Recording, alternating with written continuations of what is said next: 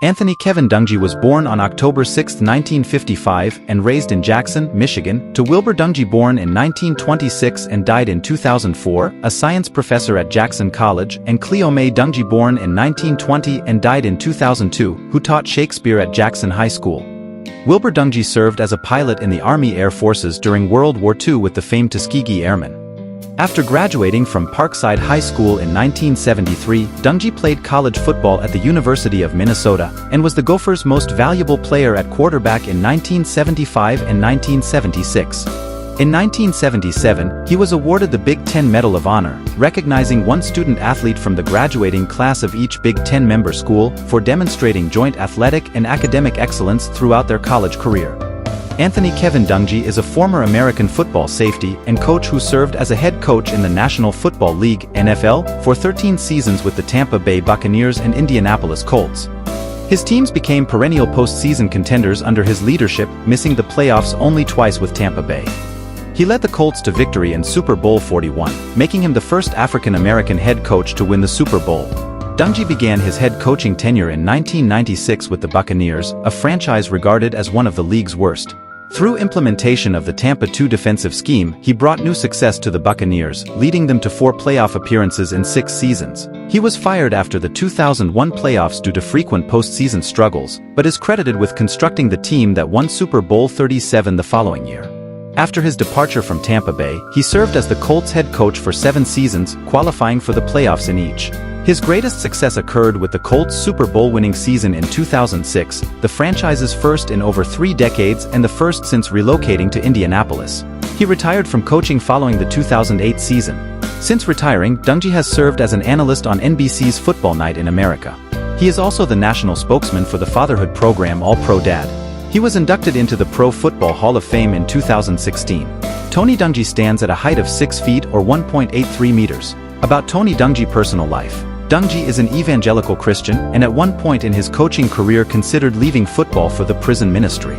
Throughout his career, he has remained involved with community service organizations. Dungy is married to Lauren Dungy. The couple have 11 children, 3 biological children and 8 adopted children. Their oldest son died by suicide at age 18, outside of Tampa in 2005. Dungy's tenure in Tampa Bay as the head coach of the Buccaneers brought greater attention to his personal accomplishments outside of sports. He has been active in many community service organizations in the cities in which he has coached. While in Tampa Bay, Dungy worked as a public speaker for the Fellowship of Christian Athletes and Athletes in Action. He began a mentoring program for young people called Mentors for Life and provided Buccaneers tickets for the participants. He also supported other charitable programs in the area such as Big Brothers/Big Sisters, Boys and Girls Club, the Prison Crusade Ministry, foster parenting organizations, and Family First. He continues to assist Big Brothers/Big Sisters and the Boys and Girls Club in Indianapolis. He also supports the Black Coaches Association National Convention and Indiana Black Expo. After Michael Sam, an openly gay player, was drafted by the St. Louis Rams in the 2014 NFL Draft, Dungy said he would not have drafted Sam, saying, "Not because I don't believe Michael Sam should have a chance to play, but I wouldn't want to deal with all of it."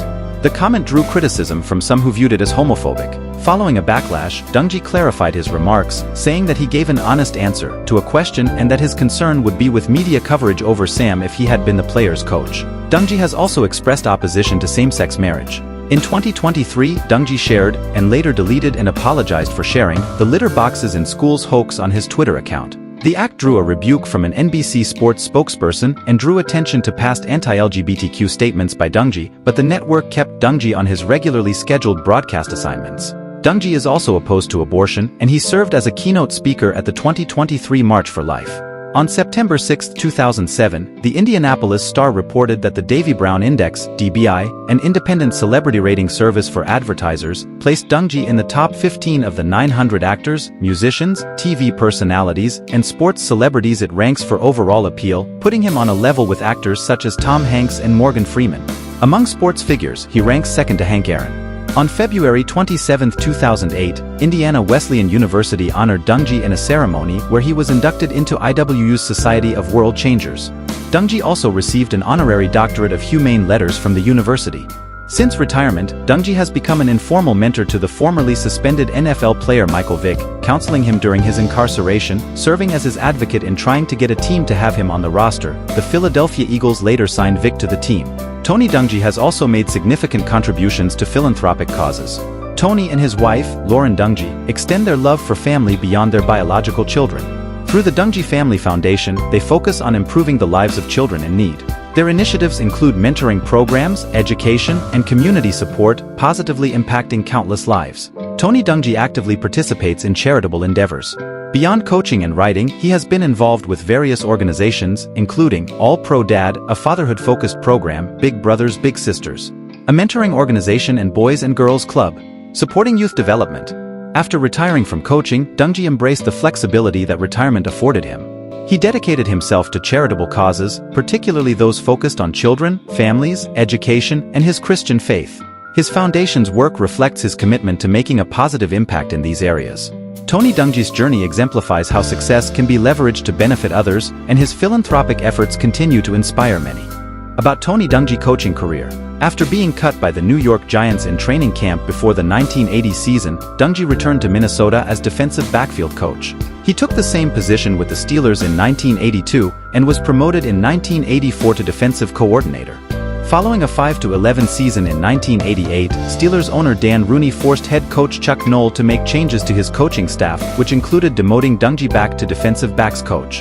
Dungy became an NFL head coach when he was hired by Rich McKay to reform the Tampa Bay Buccaneers, a team then well known for its lack of success. On January 22, 1996, Dungy installed his version of the Cover 2 defense with defensive coordinator Monty Kiffin with a few new wrinkles. The result was the now famous Tampa 2, though Dungy openly admitted it was based on concepts he had picked up from his days in Pittsburgh. On January 22, 2002, Dungy was hired as head coach of the Indianapolis Colts, a team that at the time was very potent offensively but very weak defensively. He installed his Tampa 2 defense immediately and continued to retool the Colts defense to his liking during his tenure. After joining the Colts, Dungy left the high-powered offense previously installed there by Jim Mora, in both playing style and in personnel, virtually unchanged. Dungy was reunited with Tom Moore, who was retained as offensive coordinator. Moore and Dungy had previously worked together at Minnesota and Pittsburgh. On offense, Tony Dungy's strategy involved a conservative, ball-control offense based primarily around running the ball in short, high-percentage passes when he was at Tampa Bay. At Indianapolis, he inherited and kept the offense designed by offensive coordinator Tom Moore because the offense was in the hands of someone he knew and trusted. Dungy stresses that coaches are essentially teachers. His protege, Lovie Smith, observed, "We talked about how to do it, being a teacher instead of screaming and yelling, all that stuff. I think as you look to young coaches coming up in the ranks, a lot of us have a picture of how a coach is supposed to be, how he is supposed to act. And I think what Tony Dungy showed me is you don't have to act that way." Dungy opposes the use of replay review in the NFL. In 1997, after a failed vote by NFL owners to reinstate instant replay, Dungy said that he would have favored replay if it were applicable to all calls and if it were not associated with a team's timeouts. The Tampa Bay Times described Dungy as vehemently opposed to replay in 2003 after the league had resumed using it. NBC Sports hired Dungy in 2009 as a broadcast analyst for programming related to Sunday Night Football. Dungy was hired at the same time as Rodney Harrison, and the two have appeared with other analysts on Football Night in America, NBC's pregame show for SNF. In addition to his studio analyst duties, Dungy has joined Mike Tirico in the broadcast booth for live action of Thanksgiving Day games. He called the Jaguars-Chargers wild card playoff game in January 2023 with Al Michaels. The broadcast attracted criticism from fans who felt that Michaels and Dungy were not energetic enough.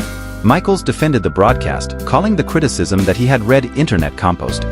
In August 2007, President George W. Bush appointed Dungy a member of the President's Council on Service and Civic Participation.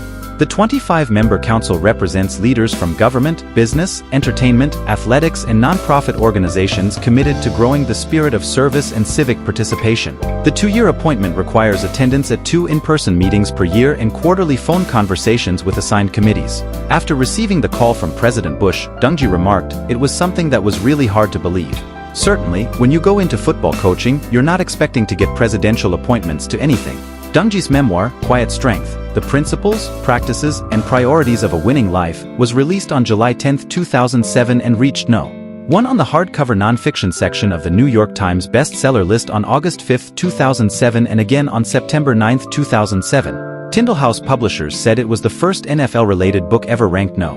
About Tony Dungy House. Tony Dungy, the former head coach of the Indianapolis Colts, has made his off-season home in Tampa, Florida for the past 25 years. He resides there with his wife, Lauren, and their 11 children. a mix of 3 biological children and 8 adopted children. Tampa, being the largest city in the Tampa Bay region, provides a comfortable and welcoming environment for the Dungy family. Additionally, Tony Dungy also has a house in Carmel, Indiana, where he served as the Indianapolis Colts head coach. His home in Carmel reflects his successful career in football and his commitment to family life. Tony Dungy boasts an estimated net worth of around $14 million. Thanks so much for watching our video. Please like, share to your friends and also subscribe to our channel.